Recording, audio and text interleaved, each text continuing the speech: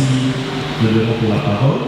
Avec votre autorisation, Monseigneur l'évêque modérateur, nous invitons sa grâce archevêque, Messeigneurs évêques, Messeigneurs, révérends, honorables, mesdames, messieurs et membres du comité exécutif, de bien vouloir se joindre à Monseigneur l'évêque, modérateur national du Synode national de l'Église du Christ au Congo pour la lecture de la déclaration de l'Église du Christ au Congo.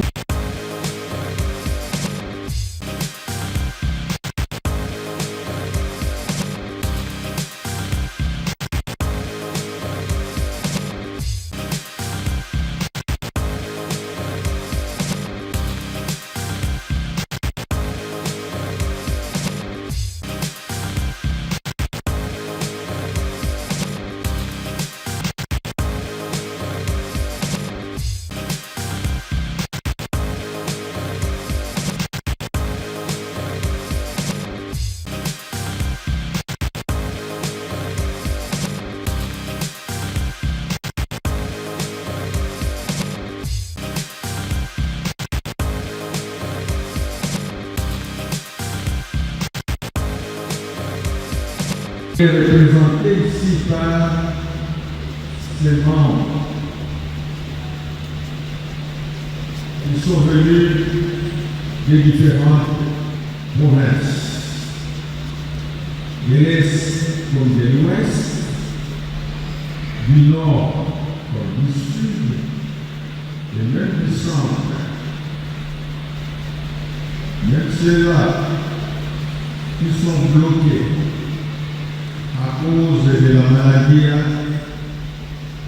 le virus, Ebola, nous aussi vont participer à lui. Même ceux-là qui sont en pleine guerre, au milieu de guerre, ont suivi et ils ont participé avec lui. Sans tarder, j'invite le rapporteur du comité exécutif national extraordinaire bien vouloir monter ici pour nous faire la lecture. C'est le révérend Dominique. Vous avez la parole. De la 66e session extraordinaire du comité exécutif national de l'Église du Christ au Congo, tenue à Kinshasa du 4 au 7 juin 2026, sous le thème Le règne de Dieu, un règne de paix et d'unité. Luc 17, 21. Peuple de Dieu, mes chers compatriotes, nous, membres du comité exécutif national de l'Église du Christ au Congo, réunis à la 66e session extraordinaire tenue à la cathédrale du premier centenaire protestant à Kinshasa du 4 au 7 juin 2026, conformément aux dispositions des articles 17, 18 et 19 de la Constitution de l'Église du Christ au Congo, telle que révisée et complétée à ce jour, sous le thème Le règne de Dieu, un règne de paix et d'unité. Luc 17, 21. En vue de statuer sur la situation sanitaire provoquée par l'épidémie de la maladie à virus Ebola et sur le débat relatif aux réformes constitutionnelles. Du contexte, la République démocratique du Congo traverse en ce moment une crise multiforme sur le plan sécuritaire, sanitaire, humanitaire et politique. Des espaces territoriaux importants des provinces du Nord Kivu et du Sud Kivu demeurent sous le contrôle du M23, soutenu par le Rwanda. La province de l'Ituri, quant à elle, reste exposée au massacre des Niambes perpétré par les éléments de l'ADF Nalu. Cet état de choses aggrave la souffrance et provoque des déplacements massifs des populations civiles de leur milieu d'origine. À cela s'ajoute la résurgence d'une nouvelle vague de l'épidémie de la maladie à virus Ebola dans les 3 provinces susmentionnées.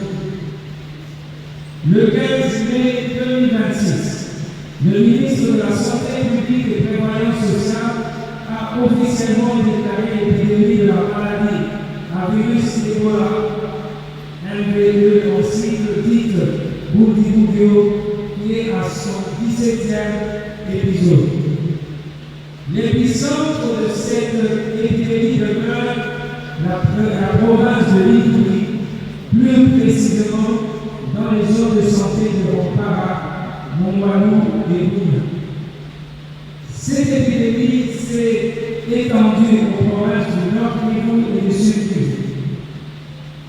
Étant donné qu'il n'existe pas à ce jour un vaccin ou un médicament susceptible d'éradiquer la propagation de cette nouvelle souche, le gouvernement a fait appel à tous les acteurs engagés dans la riposte pour travailler en synergie de manière à prendre en charge les personnes affectées et freiner l'expansion de cette épidémie.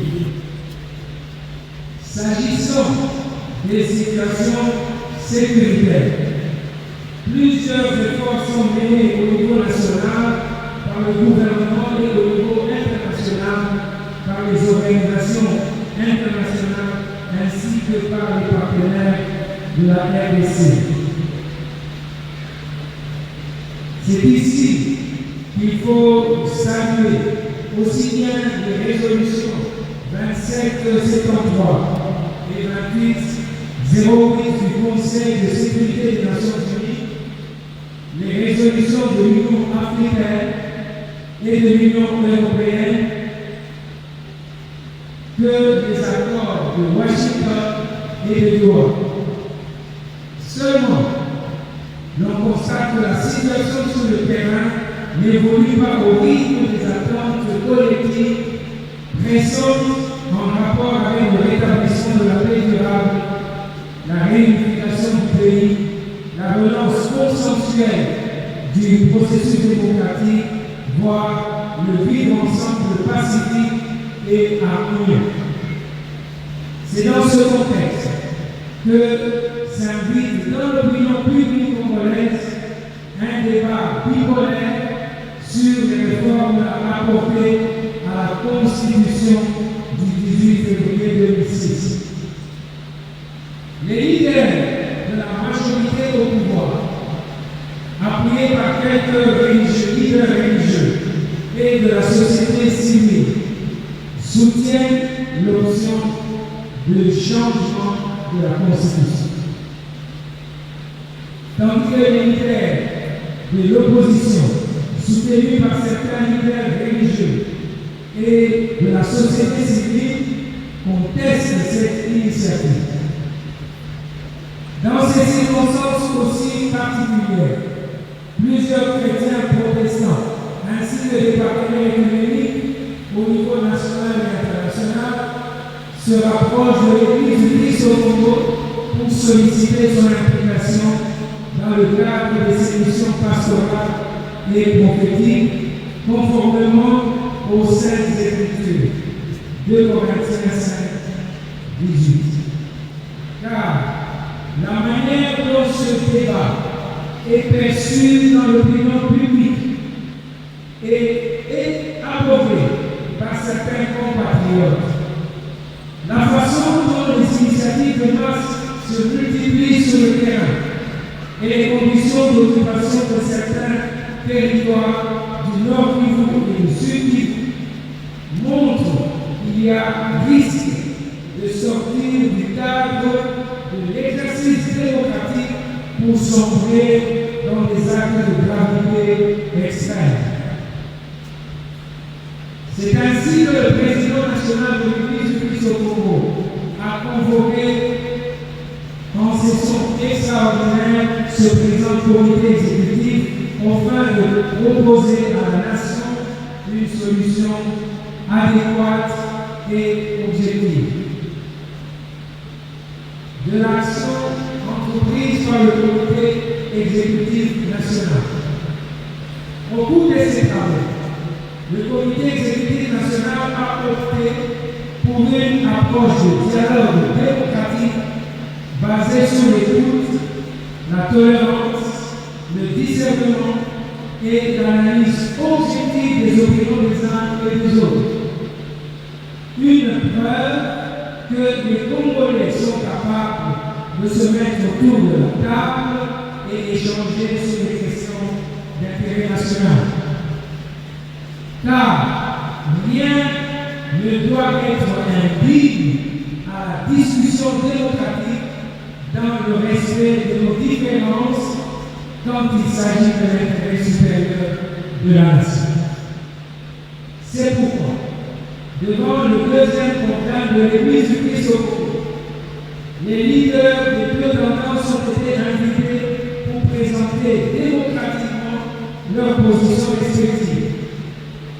La majorité au pouvoir a été représentée par l'honorable professeur André Bata, secrétaire permanent de l'Union sacrée, ainsi que l'honorable Augustin Kabouya, secrétaire général et président ad intérim de l'UDPS du CP.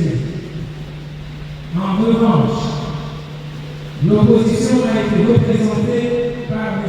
Martin Fayou, président national de l'ESID, et M. Denis Sessana, président de l'envoi, tous deux membres de la C64. Cependant, M. Denis Sessana a été empêché.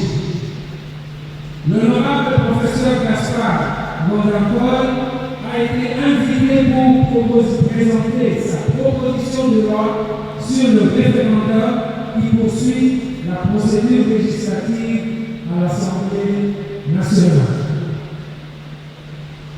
De l'analyse des points de vue. Après analyse minutieuse des aspects juridiques, politiques et moraux des arguments développés par les uns et les autres, le constat suivant a été fait. Pour les uns, il a été démontré que la Constitution du 18 février 2006 a le mérite d'être la résultante d'un pacte républicain obtenu après une longue période de transition et de conflits armés. Elle est issue d'un large consensus national et international. Elle est le produit de plusieurs compromis sur les options majeures qui opposent la classe socio-politique depuis 1960. Elle consacre le modèle rationnel de la séparation des pouvoirs et la garantie suffisante des droits et libertés fondamentaux des citoyens. Elle est donc une constitution démocratique proche du constitutionnalisme universel. Cependant, pour les autres, la Constitution du 18 février 2006 reste une œuvre humaine et perfectible. Elle contient des dispositions qui nécessitent des réflexions profondes et objectives en vue de répondre de manière optimale aux enjeux de l'heure. Plusieurs circonstances apparues dans l'évolution de l'histoire de notre pays depuis 2006 jusqu'à ce jour doivent interpeller la conscience collective. Ainsi, le peuple en tant que détenteur de la souveraineté illimitée sur biais de l'article 5 de l'actuelle Constitution, peut s'exprimer sur la question des réformes constitutionnelles. Toutefois, il a été fondamentalement démontré que chaque initiative de réforme constitutionnelle doit être conforme aux conditions préalables posées par les dispositions des articles 218, 219 et 220. Mais il a été également démontré que le peuple peut, dans les conditions d'un large consensus national et pour des raisons objectives, surtout dans un processus légitime, démocratique et transparent, statuer sur les dispositions de l'article 220. Le comité exécutif national trouve que toutes les réflexions présentées sur la nécessité des réformes constitutionnelles et les contraintes y afférentes sont pertinentes et constructives. Elles contribuent à la maturation de l'état de droit démocratique et renforcent notre autolégislation et autodétermination.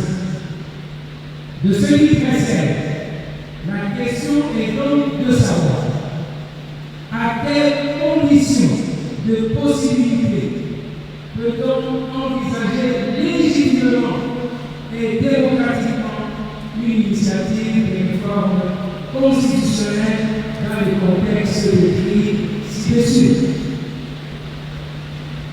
Des recommandations. 1. Situation de la riposte contre l'épidémie de la maladie du virus Ebola.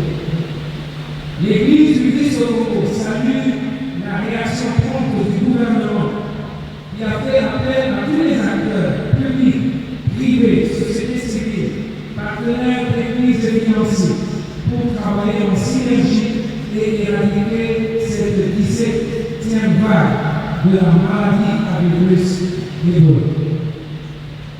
L'Église du Christ au Congo étant un acteur majeur dans l'architecture de l'engagement communautaire, a mis en place une task force qui a élaboré un plan de contribution à la riposte aligné sur le plan national du ministère de la Santé publique et portant sur des actions d'urgence à court, moyen et long terme.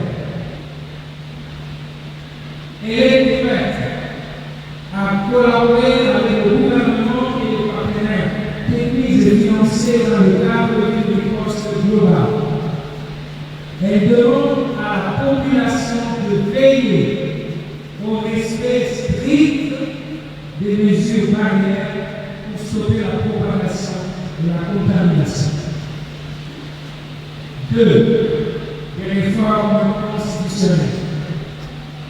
L'Église du Christ au Congo estime qu'une initiative de réforme constitutionnelle dans le contexte actuel doit impérativement répondre à l'exigence d'un cadre national inclusif et apaisé, conformément aux dispositions des articles 5, 218, 219 et 220 de la Constitution.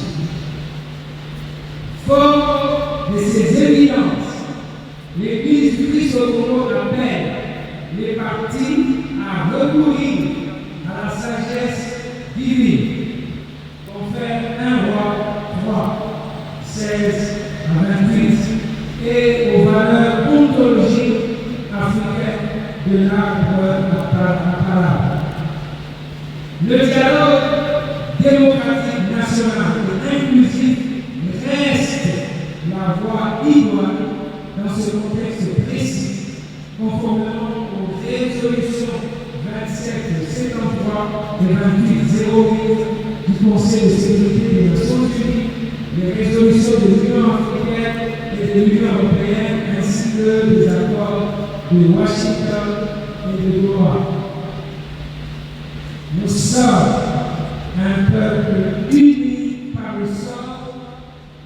grand effort pour l'indépendance de notre hymne national.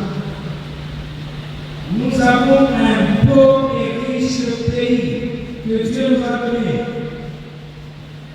Ne construisons pas des murs, mais jetons des ponts.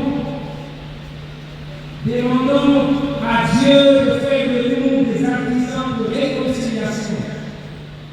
Là où la méfiance a fermé la route, que le Seigneur ouvre le chemin. Là où l'histoire a laissé des blessures, que le Seigneur suscite des gestes de guérison de la mémoire collective. Ensemble, par un esprit de dépassement de soi et de dialogue constructif, nous pouvons trouver des solutions consensuelles et durables pour le bien de notre peuple. Psaume 133 de Matthieu 5, 1 à 12. Puisse l'Éternel bénir nos autorités. Puisse l'Éternel bénir son peuple. Puisse l'Éternel consoler toutes les familles éprouvées dans les trois provinces pendant ce dur moment que traverse notre pays. Puisse l'Éternel construire la paix durable et restaurer l'unité nationale. Fait à Kinshasa le 7 juin 2026, révérend Dr André Gédéon Bokoumouakou, le président national, et Monseigneur évêque Gabriel Kounda, modérateur national. De l'Église et du Christ au Congo, sa grâce attirer les seigneurs, révérendes et révérends, mesdames et messieurs, membres du comité exécutif, chers peuple de Dieu, réunis dans cette grande cathédrale du centenaire protestant, vous venez de suivre la déclaration qui élève toutes les provinces ecclésiastiques de l'Église et du Christ au Congo, c'est-à-dire les provinces dites stables et les provinces occupées par M23 et celles affectées par la maladie à virus Ebola.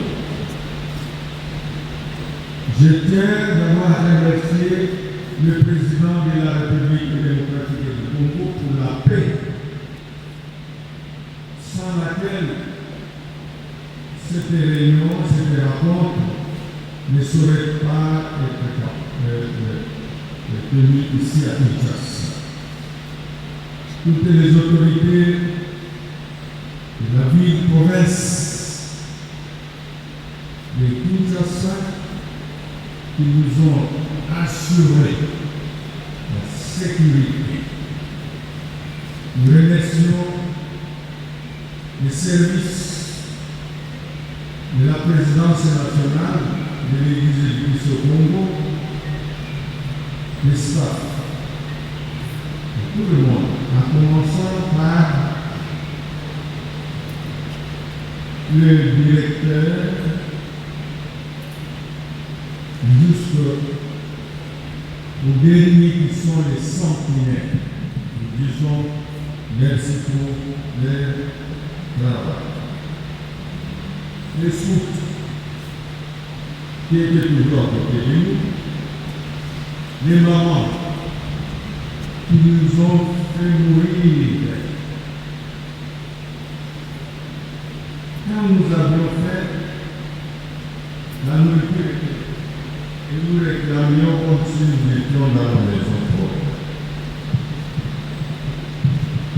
Nous disons aussi Merci pour cet engagement de l'Église qui vient se définir.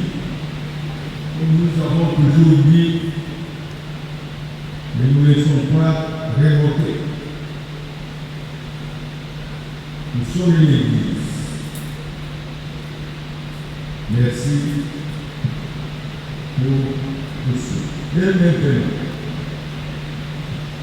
compte tenu de tout ce que nous venons de suivre, maintenant, je déclare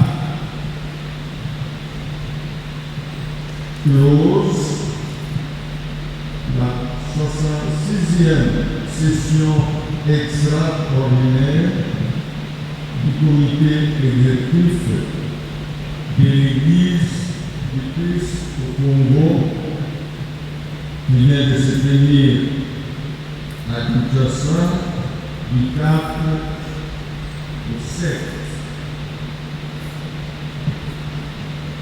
juin 2026. Dieu vous bénisse tous pour vous arriver à la fin. Merci beaucoup. Que Dieu vous accompagne.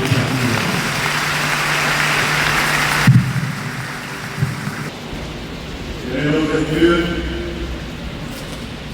mon peuple réuni dans ces ordres et qui ces lieux sacrés qui rentrent dans les mondes. Ce peuple a besoin de ta bénédiction.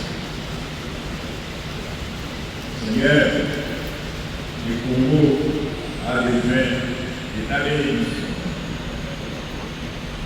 Seigneur, les Congolais ont besoin de ta bénédiction. Que le Dieu qui nous donne la paix nous sanctifie en tout point et garde notre être tout entier, esprit, âme et corps, exhorte et tout défaut lors de la venue de notre Seigneur. Que le Seigneur nous bénisse et nous garde. Que le Seigneur fasse briller sa face sur vous et vous soit favorable. Que le Seigneur tourne sa face vers nous et vous donne la paix. Que la grâce du Seigneur Jésus-Christ, l'amour de Dieu et la communion du Saint-Esprit soient avec vous et répondent tous les jours. Allez, Amen.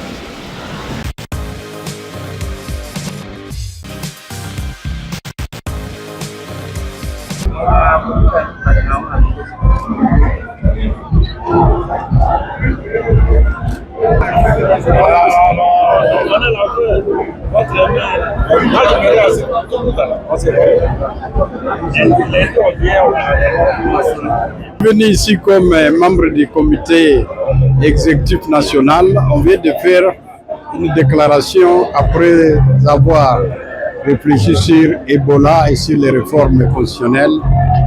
Dans notre déclaration, c'est que la Constitution est une œuvre humaine, toute œuvre humaine est donc perfectible.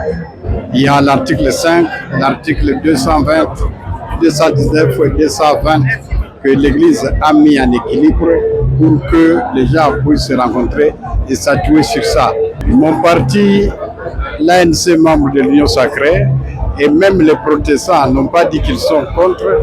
Les protestants ont dit qu'il y a deux camps qu'ils ont réussi, parce que la majorité était représentée ici par le professeur Mbata et Ousseï Kabouya. Ainsi, M. Fayoulou, Martin, l'autre n'est pas venu, l'envol n'est pas venu. Et les uns ont donné leur point de vue et nous avons tenu compte de ça. Mais ce qui est important, c'est que les gens, en lisant l'article 5, on voit qu'on peut organiser les référendums. En lisant l'article 218, on voit qu'on peut réviser la Constitution. En lisant l'article 219, on parle de l'état des sièges et l'article 5 prime sur l'article 220. Mais comme Église, on parle d'une révision dans un climat apaisé. Bon, l'Église comme vous avez dit, compte tenu de la situation, l'Église encourage l'apaisement. L'Église nous demande d'aller vers cette unité pour que nous ayons la paix. Et l'Église n'est pas contre ce qui s'est fait, mais que ça soit fait dans l'apaisement, dans l'unité. Parce que le message de l'Église, que si les gens qui ont raison ou tort, l'Église ne peut qu'appeler la paix et l'apaisement. Donc, surtout nous qui sommes à Kinshasa, on peut qu'encourager ça. Apaiser, parce que l'Église apporte la paix. Et puis, ton bandit déjà n'a pas sangé ça. Au moins, il y a des kabou, il y a des ça, on a fait. Le sont de bonnes images. Qui puisse va perdre l'Église, et va vendre. Donc, on va continuer, il y a des choses qu'il faut faire, mais il faut le faire dans l'apaisement. Que Dieu bénisse la République. Vous informez de l'essentiel de l'actualité en République démocratique du Congo. Il vous suffit de vous abonner sur Top 243 News TV. Également nous lire sur www.top243news.com. Au nom de toute la rédaction, nous vous remercions.